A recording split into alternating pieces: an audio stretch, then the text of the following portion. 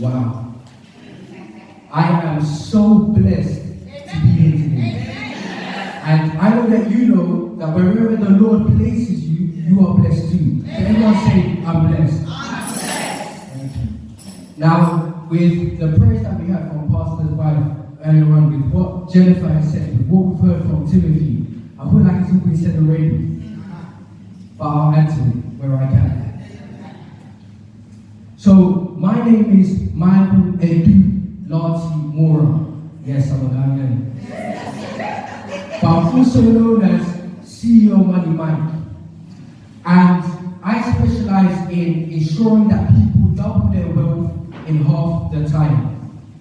As a financial expert, I am a speaker, a trainer, and a consultant. I've spoken in places such as Google. Did I switch it off?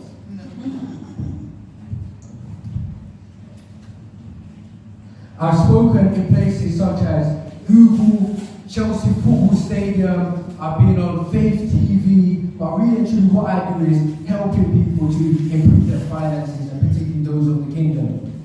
Now today, I financially train pastors, business people, and employees to create and build wealth for themselves and the kingdom. Now today, I'll be sharing with you my faith and helping you also to understand what it is that I do, the impact it's making in the kingdom, and the impact that it's going to make. And I'm also going to share with you some powerful tips so that you can go from what I call, and that's because I know that you all work on yourselves on a daily, weekly basis. So at the moment, you may be at version 3. Yeah? Everyone say version 3. Yeah? So you may be at version 3, but we want you to go to version 10. Yeah? So the same way that we had iPhone 3 back in the day, today we've got iPhone X. So how is they go from version 3 to version 10? Now, I'll be sharing many things with you. There's no particular structure to say so. But at the very least, if you could take one thing, and I know that some of you will be able to take many things, at the very least, if you could take one thing and apply it, it will do many great things in your life. Now, I will be particularly speaking to the young people, but with everything that I'm saying, it's also going to be applicable to the elders in the church as well. Do feel free to take notes, whether it's in your notepads or on your phones. Notes are encouraged. Now, how many people here believe in God? By show of hands, how many people believe in God? Okay, thank you. And how many people here believe that Jesus Christ died on the cross for our sins? Okay, thank you. So I myself am in a room full of believers. That's what I can see. Now, back in 2016, I went on a pilgrimage. It was just beside Bosnia. And of course, we're always on the path where we are trying to seek God and to further deepen in our faith. And I found that on this pilgrimage, there were a number of events that happened, which were just like, how this happened to me, I don't know how. Certain things happened to me that they happened to other people, in terms of places where I was able to go. And that powerful experience itself took me from a state of belief to a whole different state. So I left Bosnia, and I left with it in my mind that I'm no longer a believer. I went from a believer to no longer being a believer. And that's because I no longer believed, I knew. I went from a believer to a knower. I struggled to say I'm a believer. I ask you today, do you believe that I am standing in front of you, or you know that I'm standing in front of you? You know. You don't believe, you know. So I found that from when to believe into knowing, I started even operating on a different level. I wanted to deepen my understanding in God's purpose for my life. And so I encourage everyone here today, not just the young people, to also go to that state of knowing. Because when you do, it's going to just be powerful and you're going to operate on a different level. Now, with that, you even find that as you read the Bible, you come to believe on a complete different level. So it even takes you to a position of knowing. Of course, I haven't spoken to you individually, so I don't know whether you all do pick up your Bibles daily. But if you don't pick up your Bible daily, as a young person, and again, this doesn't just apply to the young people, I'll say, look, you could start with 20 minutes. There are 1,440 minutes in a day. If you take 20 minutes, that's 1.39% of your day. If you cannot allocate 1.39% of your day to getting deep into the Word, then there's a big problem. A big problem. If you can't do 20 minutes, it's a big problem. I say start with 20 minutes. I know some of you are doing more than 20 minutes. More than 20 minutes. But with the Bible, you come to know of the truth. So it's really, really powerful. So, of course, I'll share with you my faith, and soon I'm going to share with you what I do. But in my faith, and this again is for young people, what I'll say is what has really helped me, and I know that you guys have it here already, because I see power in this church. Amen. I can hear it, I can feel it, I can see it. So I'm even at the point where with the young people, it's like, I love the path that you are on. What we need to do is we need to get more people on this path as well. Amen. That's where it is. More young people on this path. So things that help me is, for example, reading the Bible daily. But me, I don't just read it, I examine it. Examine the Bible daily. Praying, praising, fellowship, having a church family. You really need to have your brothers and sisters in Christ, because on your journey, it's not always going to be easy, and there are times where people are going to be turning you away from God. So you need your Christian brothers and sisters to keep you on that path. So it's very important that you stick together as young people, and you stick together with the church. And of course, there are other things such as fasting, but I know that already you guys are in really, really good hands from what I've been hearing so far. Now, I've heard it, but of course I'm not in your life to see if you're doing it. But I trust you have people like Jennifer to hold you to account. That's right. Yeah? Amen? Amen. Amen. So we want you to operate at different levels. Now, is it okay for me to share with you a bit about my journey to me becoming a financial trainer? That's right. Yeah? Okay, thank you. So, at a young age, more so when I was in primary school, I remember my mom having a conversation with me in terms of ways that I want to do when I'm older. And she said, look, because I was really, really strong at maths, she said, you can be an accountant, you can be a merchant banker, you can be an investment banker. And to be honest, the last two sounded a little bit too complicated, so I said, I'll be an accountant. But that was now in my head, and that's what I call the seeding phase. That was put in my head, and it was something for me to work towards. Accounting was seeded. Now, I went through school all the way through to A-levels, and for my A-levels, I chose maths, business, and psychology, because I did want to go to university and do accounting, and be seeded in my head. Now, this one's more so for the young people. It's not just young people here, I'm not going to go too deep into it. But even when I was in sixth form, with the exams that I did, with the exams that I did, I came to find, yes, at the end, I finished my A-levels with 3 A's, yeah, with 3 A's, and there were even a couple of exams where I got 100% in them, the real exams. So the young people are saying, after, do ask me, and I will share with you the ultimate tip for you to do very, very well in your exams, and potentially get 100% as I did. But I did that, which took me to university. So I went to Durham University where I studied accounting and finance. And there was a module that I studied called personal finance. And I enjoyed it, and I got first class in it. And when I went to my second year, I found that as a university student, I was rich. I had all of this excess money as a university student. I know a lot of university students today and before were broke in university. But that wasn't the situation for myself. So I started going through a process of setting up a business in terms of helping people through loans. But then I was asking them, look, why is it that you need a loan? Why is it that you need a loan? And I came to realize that people were mismanaging their money. The reason why they were in financial situations that they didn't want to be in was because of financial mismanagement. So I thought, why don't I apply the knowledge that I got in my personal finance course to help these people so that they don't need to access loans. So that's where I started personal finance consulting as well as business consulting as well.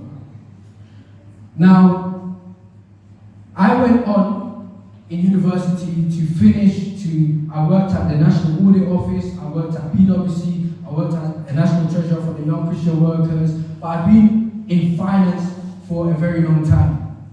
But something changed in November 2016. I sat down with one of my business mentors and he asked me a question. He said to me, "Who are you?" I said to him, "I'm CEO Money Man." He said, "No, I didn't ask you what's your name." He said, "Who are you?" I said, "I'm the world's leading business and wealth consultant." He said, "No, I didn't ask you what's your title. Who are you?" To the point that I was like, "No, I don't know who I am." That's the point that I got to. And so I had to go away to find out who I am. A week later, I spoke to a business associate over Skype who I'd actually never spoken to before. And he also asked me, "Who are you? What is the purpose in your life?" And these two people were non-believers. And I thought, this is very weird. One person asking me, "Who am I?" The following week, another person asking me that. And then a couple of months later, I came across someone called Blessing Theophilus Israel. And she specializes in helping Christians to understand, to know, to discover their God-given purpose. And I thought, wow, God-given purpose. Before I was just seeking my purpose in life, which would have taken me to my God-given purpose anyway, but this itself was just a lot more powerful. So I started going through a process of looking into purpose. I went through the process of fasting, prayer, and so forth, and ultimately, my purpose was revealed to me in a very, very powerful way. I can't go into the details of it all because of time, but I myself, I've been called from the womb to financially educate Christians in the church throughout the world. That itself is my purpose. Now, the thing that I love about this church is that I've been hearing purpose being mentioned several times in this church. I go to some churches because I speak in churches and they don't talk about purpose. People don't know God's purpose for their life, but I'm hearing that here.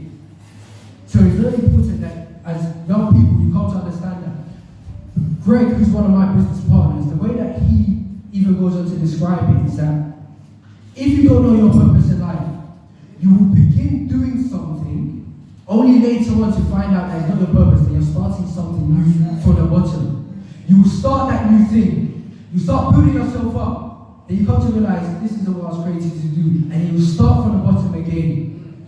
And you keep going through that process. And you're always starting from the bottom. So purpose itself is very, very powerful. And I encourage you to all go through the process of seeking it.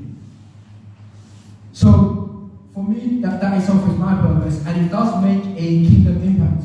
Now, as I said before, accounting itself was seeded in my mind as a young age. Today I'm still an accountant. The only difference is that I'm not an accountant for companies, I'm an accountant for people. Because as companies have to manage their money and they do it through accounts, financial statements, individuals, yourselves, also have money that needs to be managed. So you also need to have your own financial accounts. The budget statement is a financial statement. It's accounting. So I'm still an accountant. So what I've come to even realize is that you have to be careful with what you say to young people and to other people, because you don't know what impact it's going to have on their life going forward. Because that one thing that my mom said at a young age has impacted where I am today. That's right. Now, the greatest thing about church and finance is that whilst you help an individual with their finances, so with what I do, whilst I help an individual with their finances, it helps the church. Because it's the church members, you are the church, who, through what you give, it keeps the church going and it keeps the church growing. That's right. So you all have a very, very valuable contribution here today and every time that you come. And this is the impact that it's making. So it's very important with what I do, as I recognize it, and you will too, that you are able to manage your personal finances very well. Because the management of your personal finances affects to what extent the church can go and grow. Now, with what I do, it's things such as, how is it that you accelerate yourself out of debt? So how is it that you become debt-free 10 times faster? How is it that you have an excellent credit rating? How is it that you double your income in 12 months? How is it that you prepare for the upcoming recession? Some of you don't even know that the recession is coming. BBC News isn't going to tell you that the next recession is coming. And if they do, it's quick.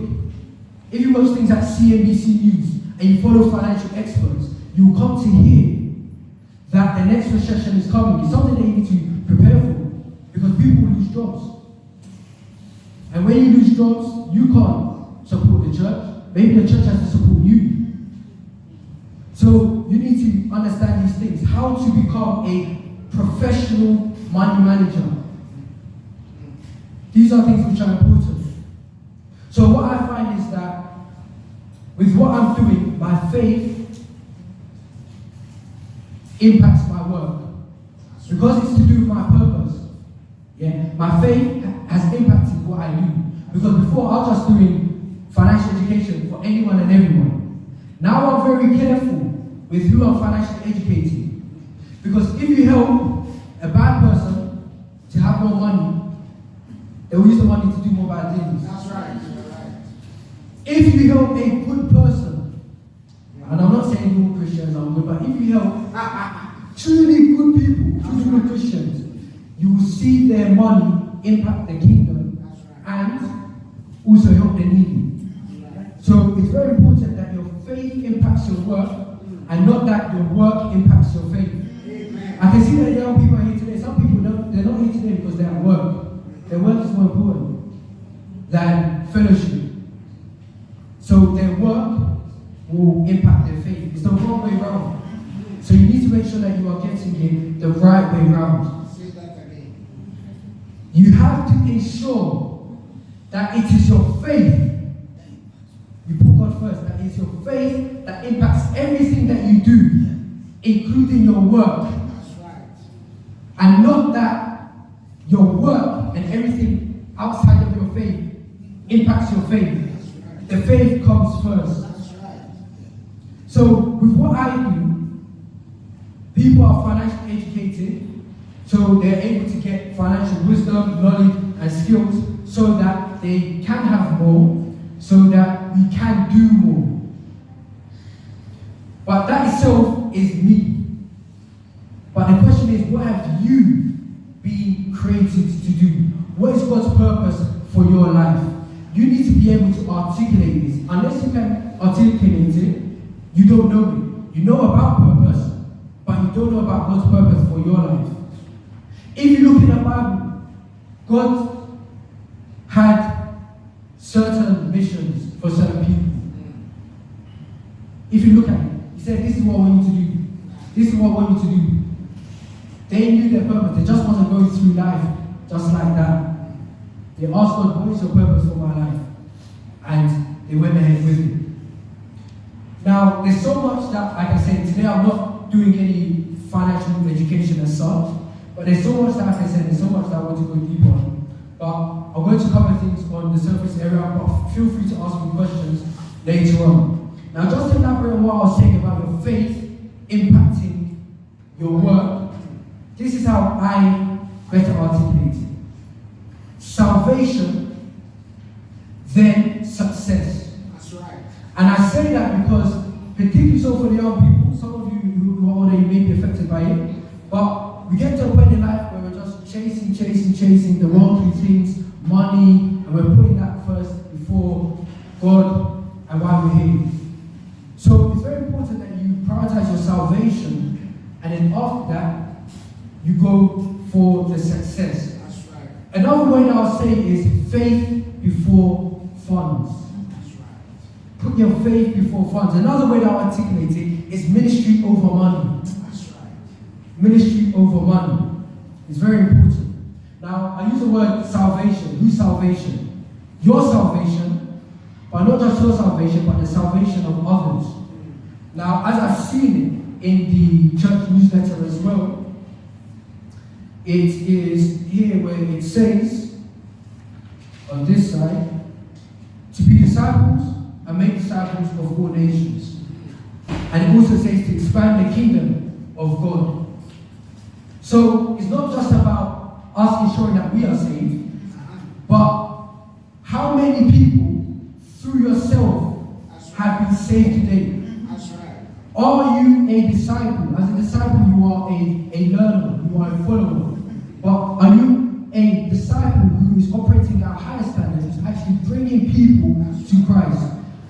Earlier on, I went outside, and me, if I see someone and church is going on, I'll just try to invite them. So I saw the person and I was going up to them, but I realized that it was the church. I think she's a church minister from the other church upstairs, so she's going to go and start that service. So I couldn't invite her and get her to abandon her service. But it's very important that we are bringing people to Christ. So, around chasing, if you go to Matthew 6:33, you don't have to go to it now, but I will say, seek first his kingdom and his righteousness, and all things will be given to you as well. The kingdom and righteousness should come first. If you seek everything else first, there's a chance that there's no end to it. You will see people with millions, billions, they're still chasing. It doesn't end. So it's very important that we first seek the kingdom. Really important. And once you are saved, in terms of furthering God's work, you need to be equipped with the resources. Look, we've got a mouth, we've got legs, all things that we need. Now, I'm not saying that money is the most important thing, but I'm saying money is leverage. And it's something that we can use to expand the kingdom. If you want to, and I do have it where clients, they do missionary work in other countries. It's difficult to go to British Airways and say, give me a free ticket to go and do missionary work. So it's going to cost money to do God's work. So it's very important. Now, my question is, how many people here, by show of hands, are actually financing the expansion of the kingdom? Okay, I see that. Anyone who put offering today, they are financing the expansion of the kingdom. Because that is used for kingdom activities. It is used to do God's work. That itself is financing. My next question is, how many people here are financing the expansion of Satan's kingdom? Okay, I'm not seeing any hands. But if I see your finances and expenses, I'll be sure to see it in there. Because some people are actually financiers of sin. And I'm actually going to give you one of my most recent examples. Because sometimes what we find is we are actually lining the pockets of the wrong people. 2 days ago, I was at one of my friend's house, and he was like, oh, today's Shatawale's concert. It's going to be good. How many people know Shatawale? I'm not seeing enough hands. Okay, quite a lot of people. So they're like, it's constant, it's coming. Tickets are only £20. Or £20. So I was like, oh, Shatawale, wait there, you. Like, I want to go. But I knew that, because I've heard some of his music, it was like, would God want me to support and fund what he's doing? And I thought, probably not. This one, it's snappy. That's stay at home. Yeah. And then I have a friend who sent me a Snapchat at his concert. This Snapchat that he sent me was, I don't want to say it on the water. But with the way this Shatawale was lifting the girl in the air and doing everything, if that was my sister, my cousin, my friend, put it this way, no righteous person would do that. And when you attend that concert and you give him that money and so forth, his profit is in that money. And he'll use it to grow what he's doing. So for me, the way that I take it is, everyone else there that paid to be there, they supported it, and they are financing it, and it's growth. So we have to be very, very careful with where we put our money. And sometimes it's even things like, and I'm still going through the process of moving away from it. Other times I'm using, for me to even watch it on YouTube, I'm giving it a view. And when I give it a view, YouTube, the way that they see it is, oh, this music, people like it, because it gets more views, so we will put it at the front for more people to see it, to click on it, because it seems popular. So I've even become so conscious of that, to the point that even if I like the music, I'll go in there and hit the dislike button. Because I don't want to support it, because I know it's not Christ-like at all. So we have to be very careful with the things that we buy. And I've got other examples, but I don't have the time to go into them. But you have to ask yourself, what impact do your monetary decisions make on the kingdom? Young people, because we often find that we are immature and that we are followers of the wrong people, you find that you are more often financing the wrong things. So you have to be very careful in that area for yourself, for your friends, and for your family. So I'm going to share a few other points. The way that I see it, salvation is the ultimate success. Some of you are chasing money, you think that's more important. Salvation is the ultimate success. And a lot of people, they don't realize, but you're already blessed. You are blessed already. And if you go to Timothy, we've heard Timothy already. Timothy's a great guy. Today we've mentioned him many times. But in Timothy, it says that be content with food and clothes. Yeah? We should find contentment there. If we have food, clothes, shelter, roof over our head, and we've got people who love us, that's what we need to be content. Everything else is just extra. It's just extra. So when you are aware of this and you start counting your blessings, you realize that you are too blessed. You are too blessed. A lot of these worries that people have, whether it be on social media, likes, whatever, or it be, oh, I don't have enough money, whatever, you're blessed. But you have to recognize these blessings. Now, there's just so much. When I said my name, does anyone remember my name? Michael. There was another name that I gave. No, that's my government name. But with what I do, I'm known as CEO Money Mike. Yeah? Now, of course, the Money Mike is because I help people with their finances. That's where the money comes from. The Mike comes from my birthday. But the CEO, and this one is more particularly so important for the young people. The way that one came about is, yes, I started out in business, so that's where the CEO was. But then I came to realize that a lot of young people, they're followers of the wrong people. We're all followers. Yeah. We follow Christ, right? But sometimes we are following the wrong people. And young people do this all the time. They get it really wrong. And so I changed the whole idea of being a CEO of a business to, look, you need to be the CEO of your own life. You need to make the right decisions for yourself and not because somebody else is pressurizing you to make such decisions. And that's the message I started to give to young people.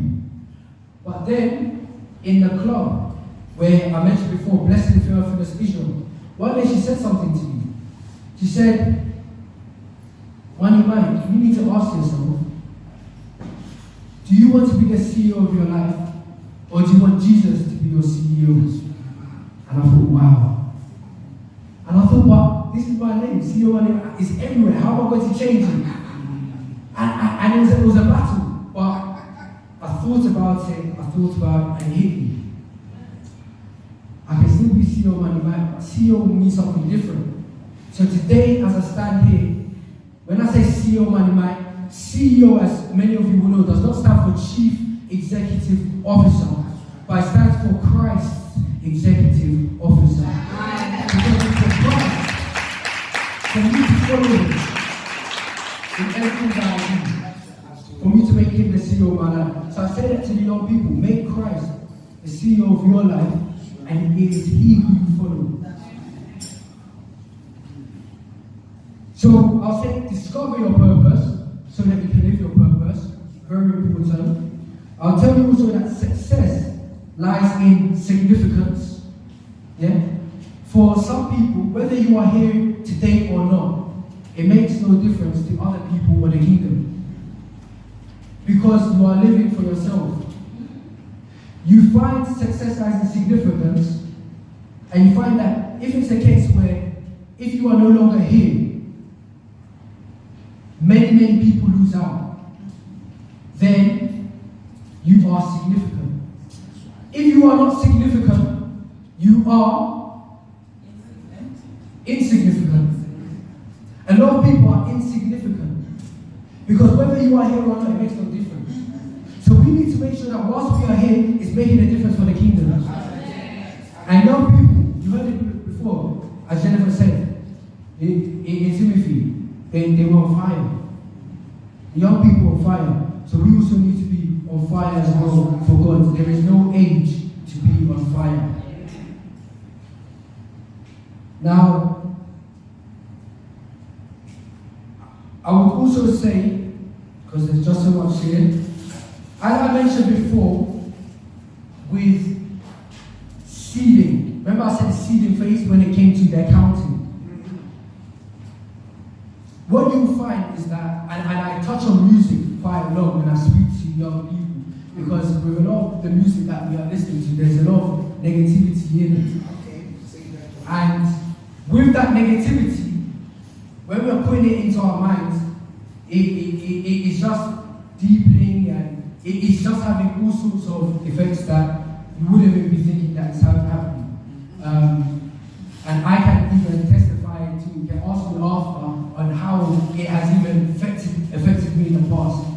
But what you find with certain music and certain people that you listen to, whether I'm talking about Kim Kardashian or whatever, what these people are saying, you will find that they are seeding sin in your mind. They are seeding sin. They are sowing negativity. And when they are doing that, you know, if you sow negativity, you will reap negativity. If you seed sin, then it will grow. And then the fruit that the tree bears will be bad fruit.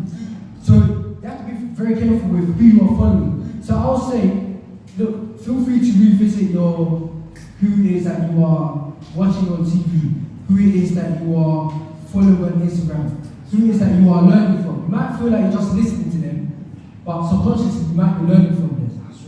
And I'm just going through that whole process of just deepening into the word and learning from there. And so I encourage you to do that, but as I'm looking at you, I'm thinking, oh, you guys are good. You're good, just big thumbs up.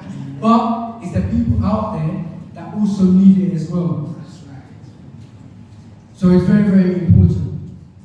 I would also say within the church, given what I do, learn financial management for yourself, your family, and the kingdom. Now, this is very important because people are not financially educated. And if you are not financially educated, you're more likely to have financial problems. If you want a problem, stay financially illiterate, stay financially uneducated. But you need to go through that process. And I would say, when you do, start with biblical finance, because you need to have the right foundation. Start with biblical finance. What is it that the Bible says about money and wealth? There's something that not everybody here will know about. How many people have heard of passive income? Okay, so Jennifer has, her having Jennifer has, because I actually met Jennifer it was a business event, right? At business networking. So she's put herself in certain environments to come to learn of certain things that some people never know about. Now, passive income, and I'm not saying it's very easy to get, but you can get it because many people do have it, is money that you earn over and over and over and over again from doing something once. Usually when you go to work and you get paid for what you do. So you do 1 hour, get paid for that 1 hour. You do another hour, get paid for that hour. So, and salary, you can put it salary is the same. You're still getting paid for your time. You are exchanging your time for money.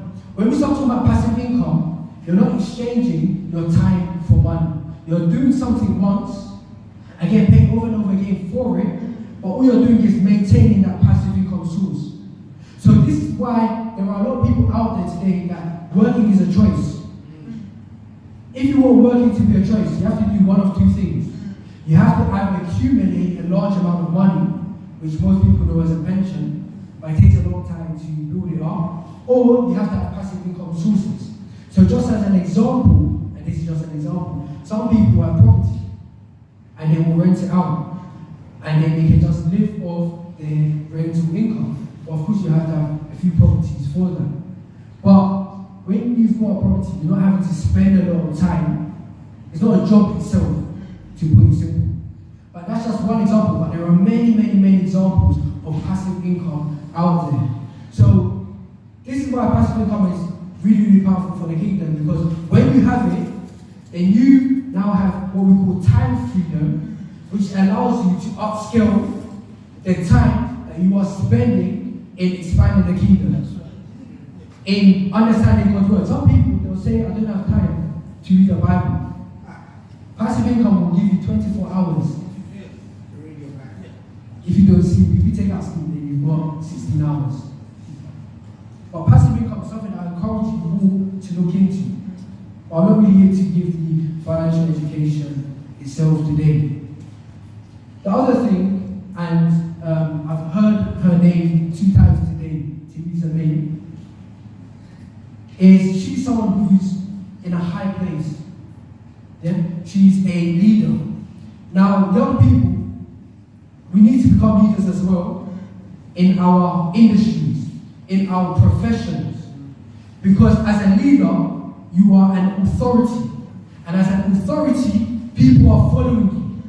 And if you are following Christ, you can lead them all to Christ as well.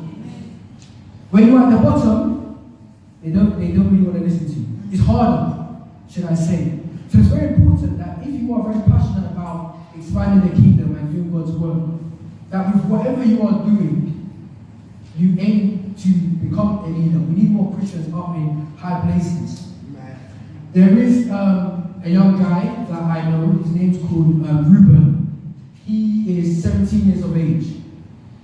He gets himself into like newspapers. This year he was invited to 10 Downing Street to go talk to the Prime Minister about social media for young people. And he's only 17. He's done a couple TED Talks. Your age is no barrier to what you can achieve. You can, it's unbelievable what you can achieve, but some of you, there's just a barrier. I can't do this, I can't do that. But we know that with God everything is possible. So I do encourage young people to start thinking about becoming leaders in what you are doing, because it's very powerful when you are there. You do need Christians in high places, not for their own selfish, ambitious desires, but for their godly ambitions and desires as well. And I'm not here to say that it's going to be easy, or if anything that you will do, it will be hard. Being broke is hard. Becoming rich and wealthy for the kingdom is hard. You just have to choose your heart. That's all it is. So, and there is definitely a way. And so, with what I've been doing, I've found that people are paying off credit cards, reducing their debts, increasing their business revenues, better managing their finances, and it's just financial management. Just one of the things that, unfortunately, the schooling system hasn't gone on to teach us. But money itself just happens to be a tool. And that's it, nothing more than a tool that we can use to finance the agenda that we have, which is a godly agenda. That's all that it is. As I said, look into biblical finances, you see what the Bible says. For example, finances or riches are meaningless.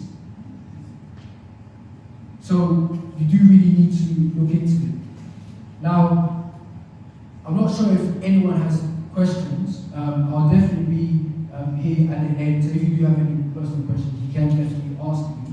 I would love to connect as well with all of the young people. I think that it's very important that we do stick together and that we build each other up. Iron sharpen iron. Amen? Amen. Amen. It's very important. And yeah, but do we have any questions that anybody feels that will be worth asking that will benefit everyone here? Yeah. But today I've shared my faith. I rarely share my faith. Usually I just come up here, I give financial education in churches, and then and that's it. But I will be around at the end. So thank you very much, and God bless you.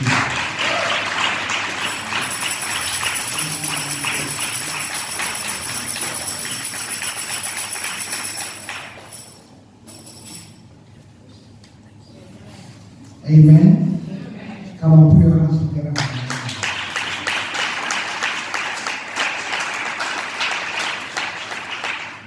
We've learned so much. So much. But I really want to applaud Michael for the biblical basis. The foundation for everything he said is strongly biblical. And I was just telling him, you have to come again and again. We'll need him again and again. Because salvation comes and then success. Faith and then fun. Ministry and then money. What are you seeding at the minute? It's so powerful. This is important. God only uses money as a tool to expand the kingdom. But like he said, some of us are sponsoring Satan's kingdom without even knowing. And that's serious. I'm really, really, really blessed today. Put your hands together.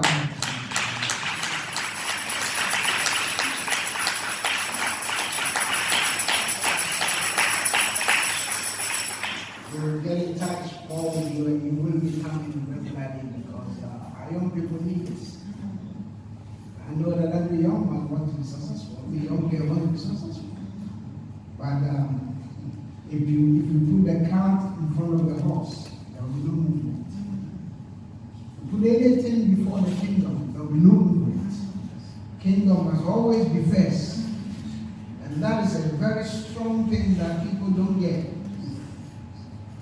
The horse must be in front before the cart can follow. The moment the cart comes before the horse, you'll just be you'll be moving without making progress. Just be going around in circles. So I thank God for Michael's life, the basis of it. Thank God for everything. So powerful. Honor and glory back to you.